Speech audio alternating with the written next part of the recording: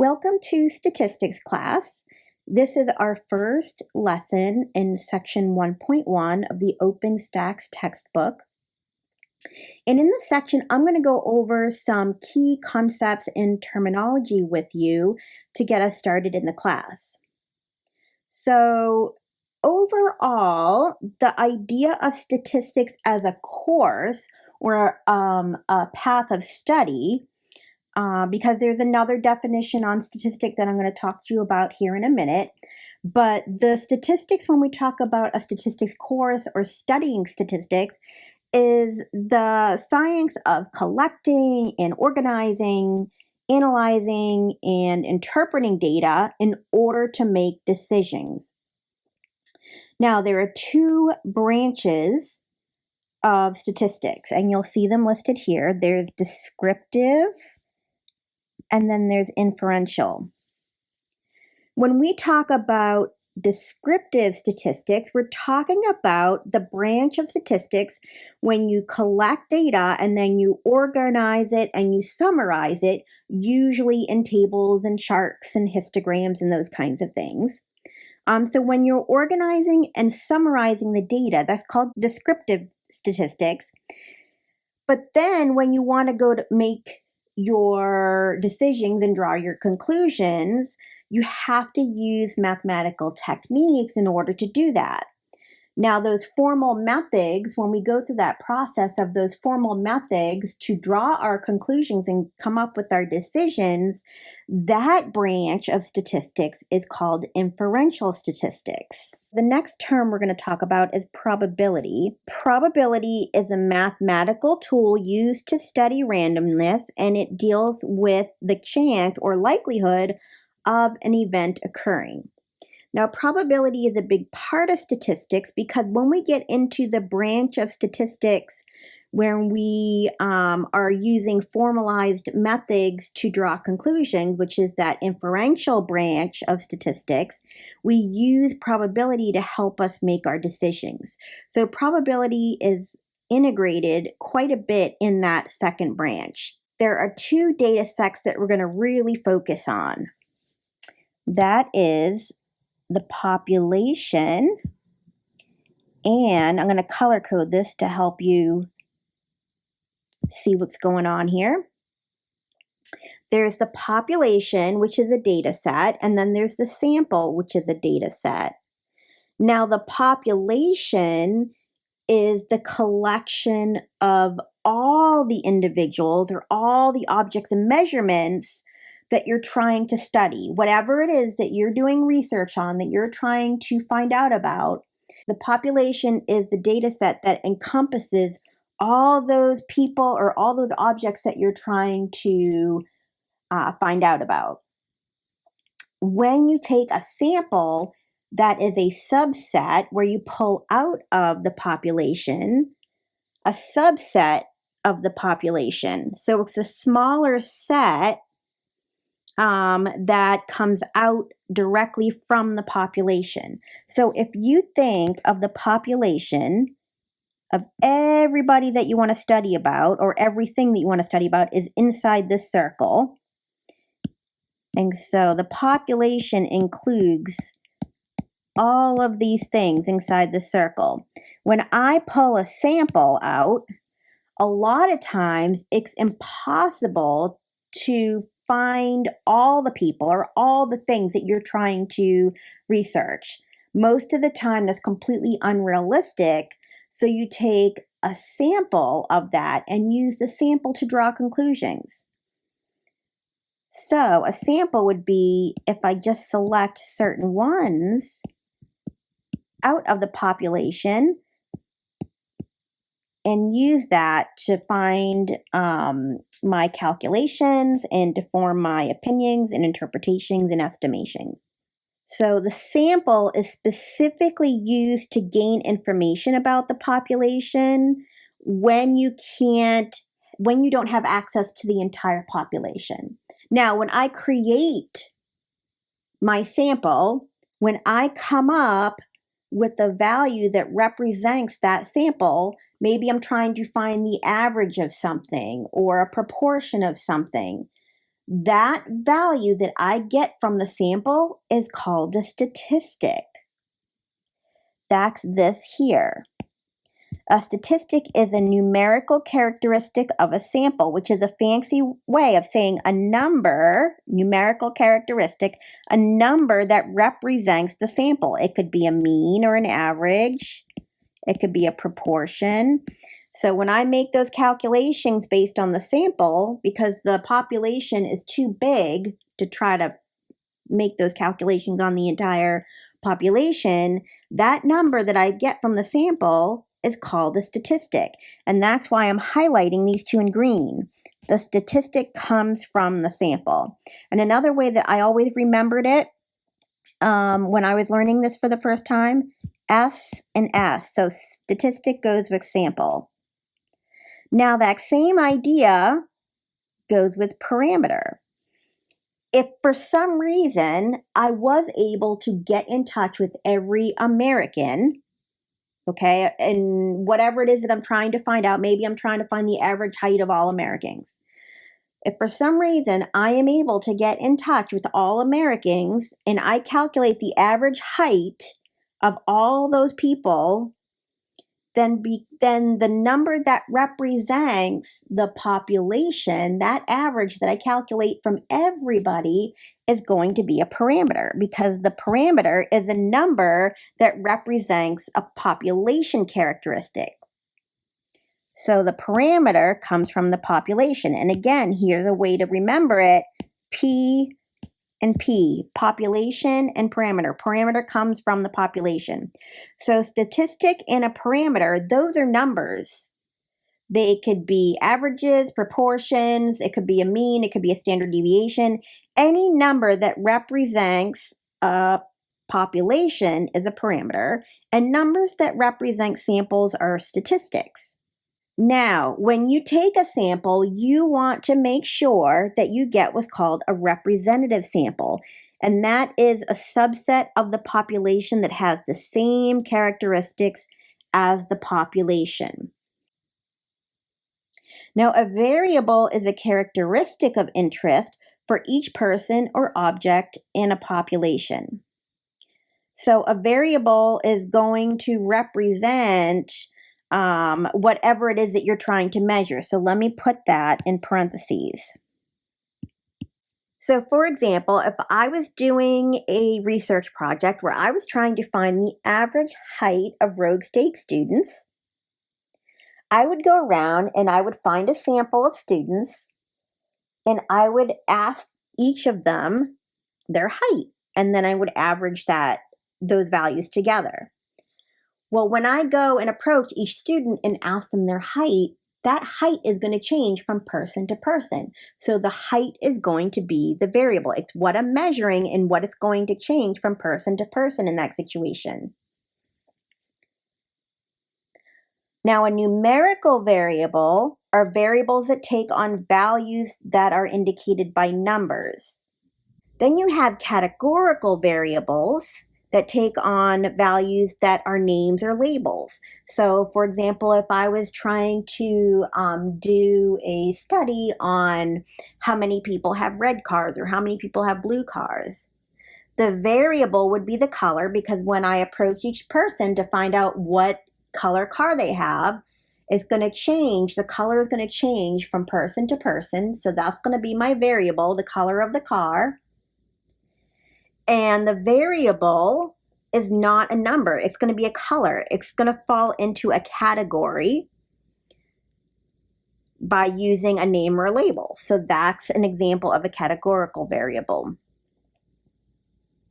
Now, your mean is a number that describes the central tendency of the data. That's going to indicate an average of the data. The mean is the average that we're familiar with. There's different kinds of averages.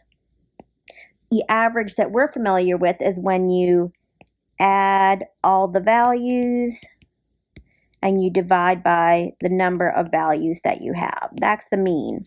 We'll get into other kinds of averages later on. A proportion is a comparative relation to a whole.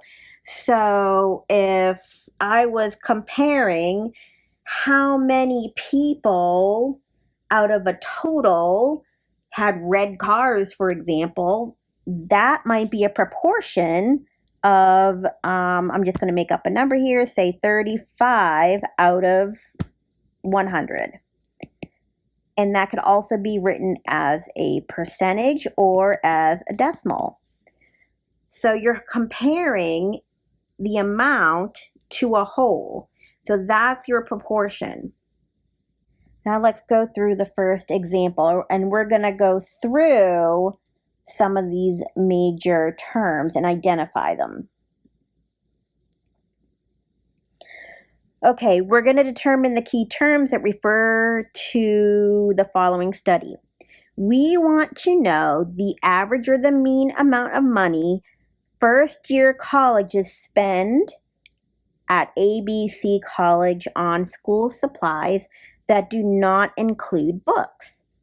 We randomly surveyed 100 first-year students at the college. 3 of those students spent $150, $200, and $225 respectively. So when you're identifying the population, it's really important to go back after you read the question or the situation through one time to get an idea of the topic. It's really good to go back and look at the wording, because one word can change everything, the whole meaning. So when you first think about the population, you're like, oh, well, this person is doing a study on college students. So I would put down in the population all college students at ABC College. When you go back and look at the wording, being very careful, specifically, they're looking at first-year college students.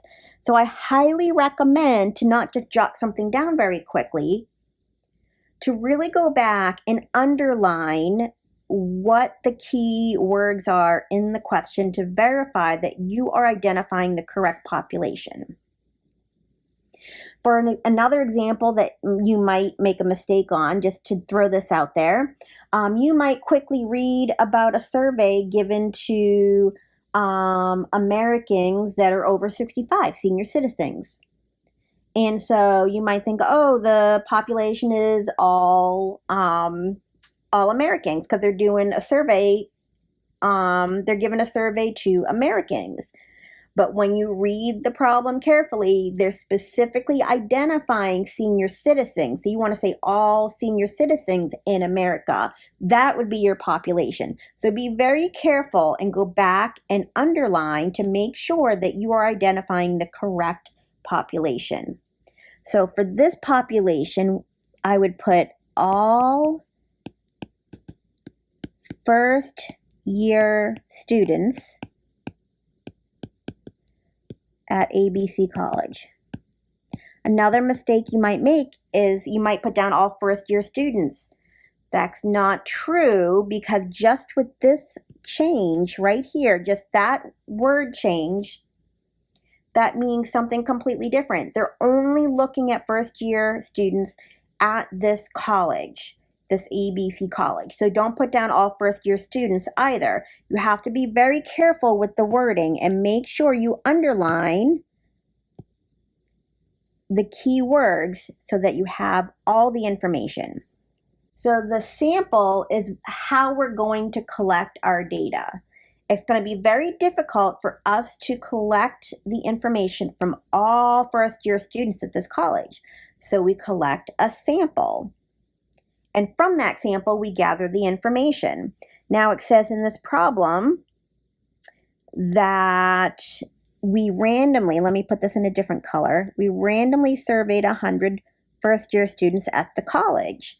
So that's going to be the sample. That's where they collected the information, is from those 100 first-year students at the college. So let me put that down. So the 100 first-year students that were surveyed. That is going to be the sample.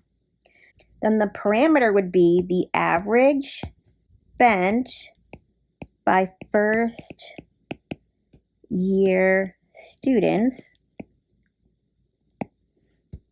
at ABC College.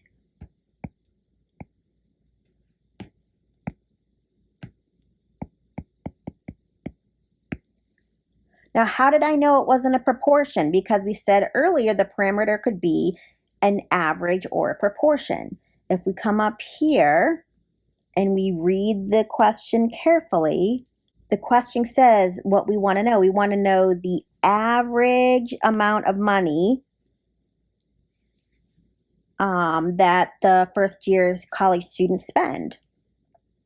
So if you want to make sure you're looking for the right parameter, go back and read the problem. It's going to be an average or a proportion. Now remember, the statistic is calculated from the sample. Now, if you scroll back up, you'll notice that they give us some values here. They only give us 3 though. So if I take the average of 150, 200, and 225, that's not going to give me my statistic. My statistic is the average of the entire sample, and the entire sample consisted of 100 students. So if I use that average, it would not be the statistic. I want to make sure, even though they don't give us enough information for us to calculate it, I want to make sure that I label it correctly. The statistic is going to be the average spent by the 100 students that were surveyed.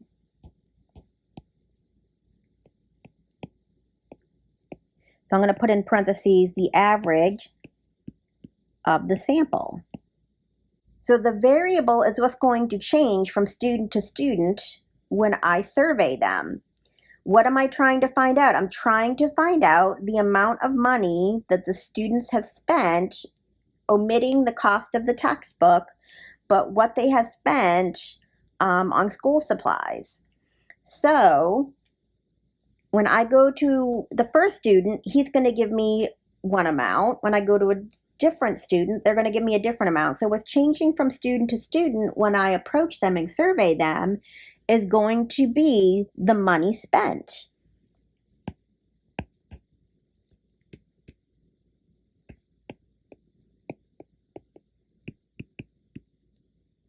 Okay, and then I want to make sure this is omitting the textbook. That amount is not going to include the textbook cost. Okay, data is going to be all the dollar amounts spent by the first year students. That's what we're trying to collect. So when we collect that information, that's going to be the data. So this is going to be the dollar amount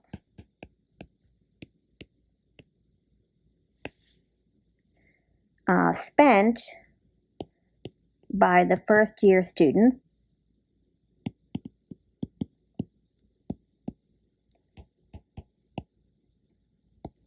that has been collected. And these two go hand in hand. Whatever you're collecting, that's going to be your unknown. That's what you're trying to find out.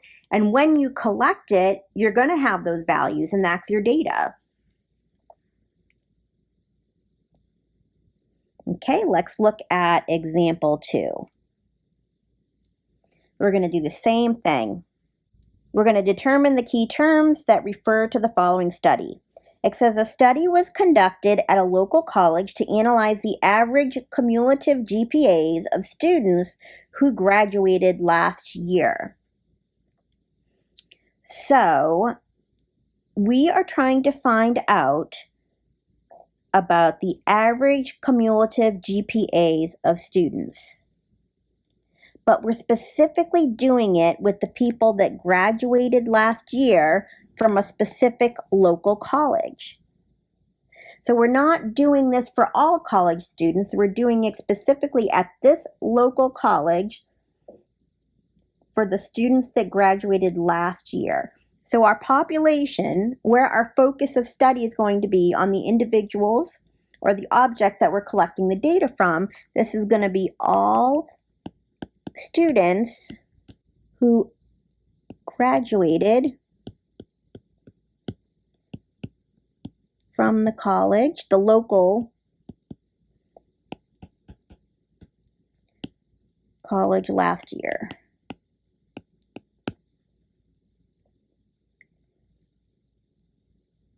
Now, we're trying to find or calculate the average cumulative GPAs.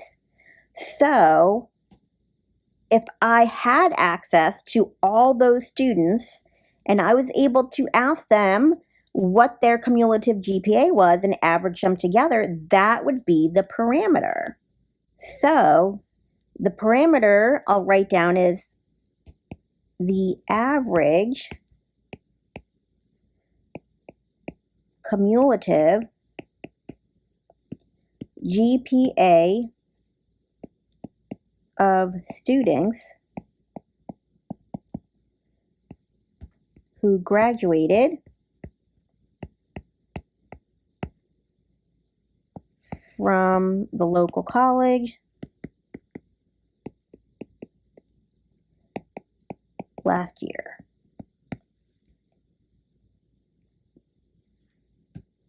Now the sample is going to be the students that they actually collect the information from. They don't give us the information on how it was collected or how many students they surveyed.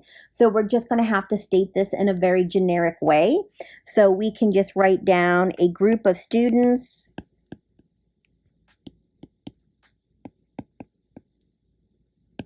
that graduated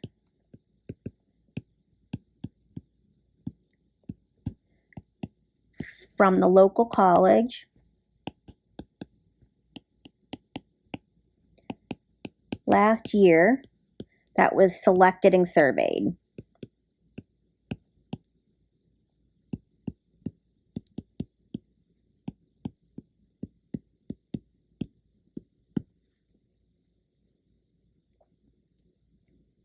Now, when they collect the information from that group and they calculate the average specifically from that group, that's going to give us our statistics.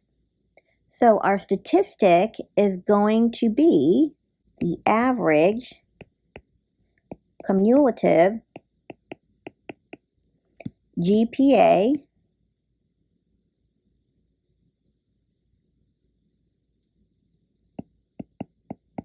from the selected group of students in the sample.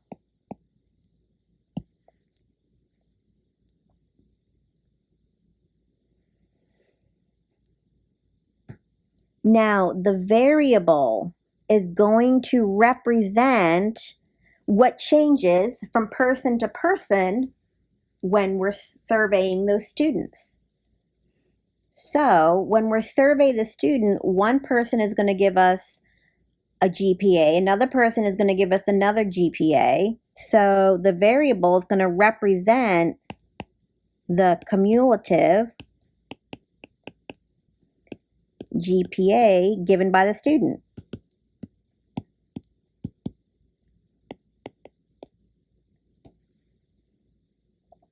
The data is going to be the set or the collection of all this information that was collected. It's the set of each of those cumulative GPAs that were collected. The set of GPAs, specifically I'll put cumulative because I forgot that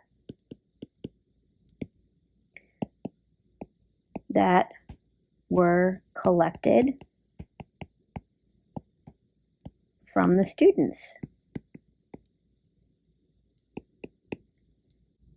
Okay, in example 3, we're going to do the same thing and identify the key terms that's related to the study. And it says, as a part of a study designed to test the safety of automobiles, the National Transportation Safety Board collected and reviewed data about the effects on the automobile crash on test dummies. Here is a criterion that they used. So the speed was 35 miles an hour for the car, and then the test dummies were put in the front seat. So cars with dummies in the front seat were crashed into a wall at a speed of 35 miles an hour. And what we're trying to figure out is the proportion of dummies. I'm going to underline this because this is key words here. The proportion of dummies in the driver's seat that would have had a head injury if they had been actual drivers. And we're going to have a random sample of 75 cars. So they do a ton of tests, 75 of those test cars. If you go back and look at some of this key wording, it says the study is designed to test the safety of automobiles. So we're focused on the automobiles. The population is going to be all cars, and we're going to study cars with the dummies in them. So I guess we could say with seated dummies. And I'll put in there specifically the front seat. Now the sample is going to be the 75 cars that were selected using a simple random sample.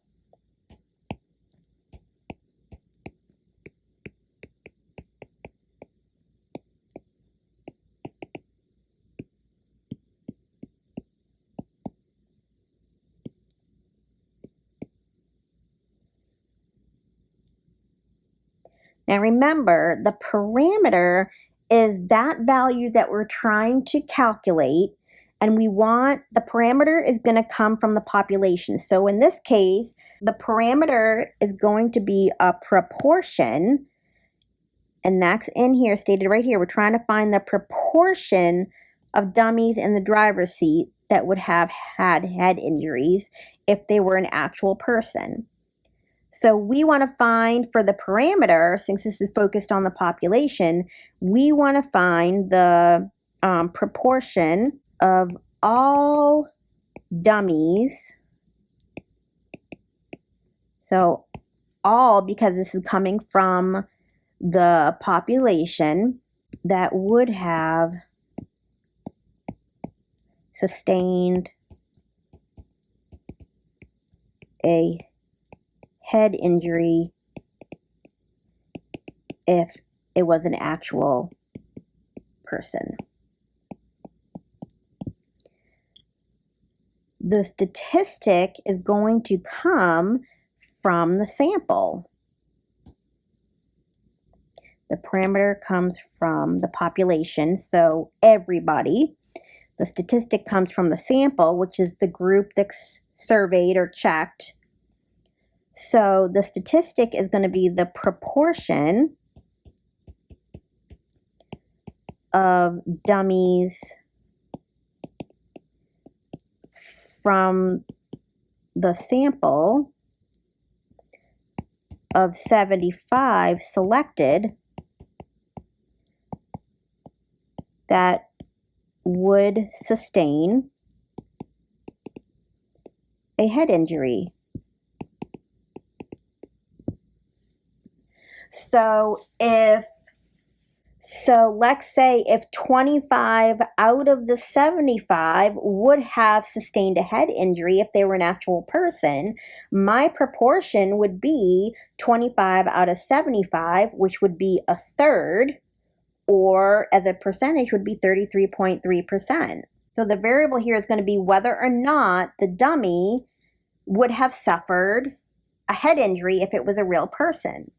So when the 75 selected experiments were checked on, for each experiment, you're going to have a different value. So when I look at one experiment, the first one, it's going to be a yes or no. Yes, they sustained a head injury, or no, they didn't sustain a head injury. When I go to the next experiment, it's going to be a yes or a no.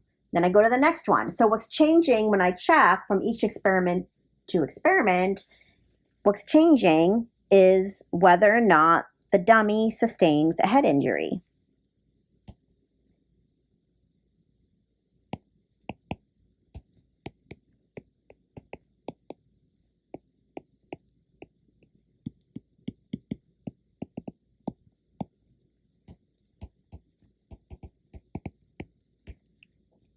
So the values that the variable in this case can take on is yes or no, or negative or positive, however you want to label it.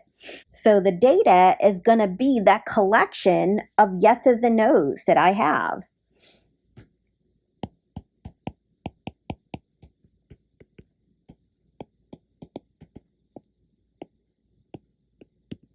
Okay, last example. It says, determine what the key terms are that refer to the following study. An insurance company would like to determine the proportion of all medical doctors who have been involved in one or more malpractice lawsuits. The company selects 500 doctors at random from a professional directory and determines the number in the sample who have been involved in a medical malpractice lawsuit. So the population is the people or the objects that we're focused on and where we're going to collect the data from. Okay, so we wouldn't say in this case all doctors, because when we collected the information from a professional directory. So if I said my population was all medical doctors and I only collected the information from one professional directory, that would not be a representative sample, because I would need to make sure that I pick doctors from all different directories and all different areas. Because I'm specifically picking medical doctors from this professional directory, that is my population. So all medical doctors from the professional directory. Let's do sample next. So the sample is going to be the subset or the group that we choose from to collect the data. So it says the company selects 500 doctors from this professional directory. So the sample is going to be the 500 doctors picked from the directory. Now the parameter is a value that is coming from the population. If I had access to the entire population and I made some kind of calculation based on every person in that population, that would be a parameter. When I look at the problem, it gives me a keyword right here, proportion. We want a proportion of all the medical doctors that have been involved in one or more medical malpractice lawsuits. So whatever that proportion is from the entire population, that is going to be my parameter. It's the proportion of all medical doctors from this directory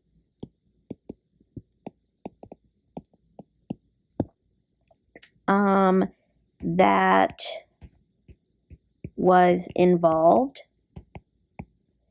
in at least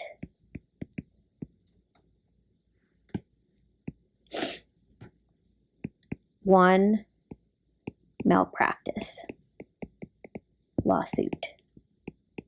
So this is going to represent either a decimal, a fraction, or a percentage of those doctors that were involved in a malpractice suit if I was able to calculate that about the entire population.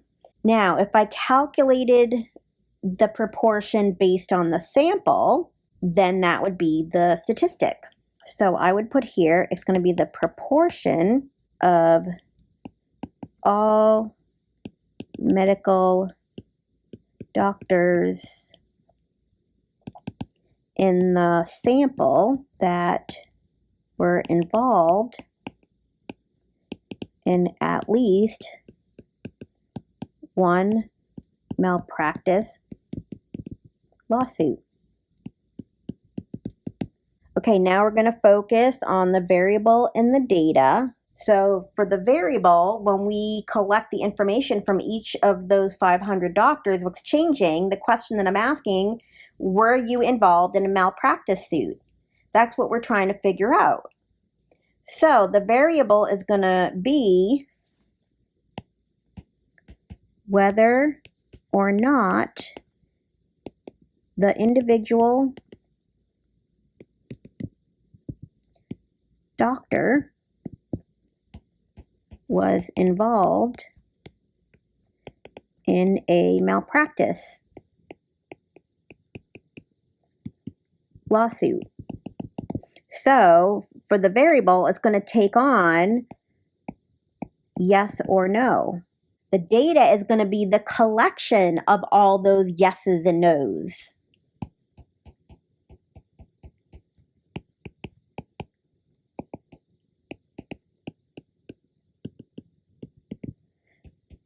From the 500 doctors that were sampled. So we would have 500 data values, and they would be yeses and nos.